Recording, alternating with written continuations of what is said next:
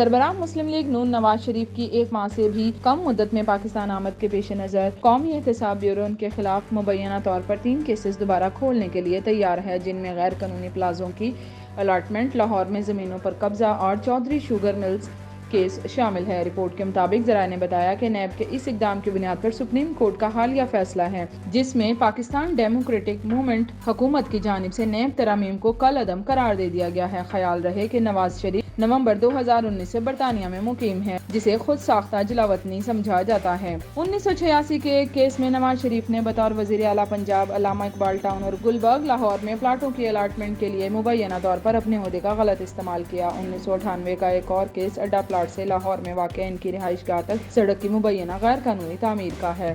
تیسرا کیس نواز شریف اور ان کے خاندان کی چودھری شوگر ملز میں شیئرز کی متنازع منتقلی سے متعلق ہے۔ یہ کیس 21 اکتوبر کو نواز شریف کی وطن واپسی پر استقبال کرنے کے لیے کھولے جا رہے ہیں۔ گزشتہ روز مسلم لیگ نون کے رہنماؤں نے جاتی امرہ میں ایک اجلاس منعقد کیا، جس کی صدارت پارٹی کی چیف آرگنائزر مریم نواز شریف نے کی۔ اجلاس میں نواز کیمپ کے کئی رہنما بھی موجود تھے، جن میں پرویز رشید، جاوید لطیف، رانا ثناءاللہ، محسن رانجھا اور مریم اورنگزیب شامل تھے۔ ذرائع کے مطابق اجلاس کے شرکاء نے مریم نواز کو نواز شریف کی آمد کے حوالے سے پارٹی کی تیاریوں سے آگاہ کیا۔ نواز شریف لاہور ایئرپورٹ پر اترنے کے بعد مینار پاکستان جائیں گے اور جلسے سے خطاب کریں گے۔ پارٹی کے ڈپٹی سیکرٹری جنرل عطا اللہ تارڑ نے بھی اجلاس میں شرکت کی اور نواز شریف کو اس وقت جن مقدمات کا سامنا ہے ان سے آگاہ کیا۔ ملاقات میں مینار پاکستان پر نواز شریف کے استقبال کے لیے بڑی تعداد میں لوگوں کو جمع کرنے کے پارٹی کی پرجوش منصوبے پر بھی تبادلہ خیال کیا گیا۔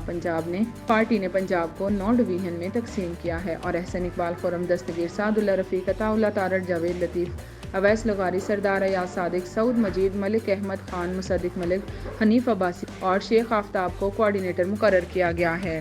پارٹی ذرائع کے مطابق کوارڈینیٹر کو نواز شریف کی آمد پر 1 لاکھ افراد مینار پاکستان لانے کی ذمہ داری سونپی گئی ہے۔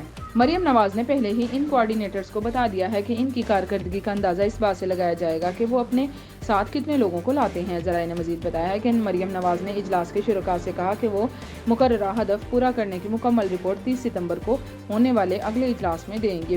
یہ بھی اطلاعات ہیں کہ خواجہ سعد رفیق سمیت کچھ سینئر رہنماؤں کے صدر مسلم لیگ نون لاہور سیف الملوک ہوکر سے شدید اختلافات ہیں اور یہ معاملات نواز شریف کے استقبال کے لیے کارکنوں کو متحرک کرنے میں مشکلات کا باعث بن سکتے ہیں۔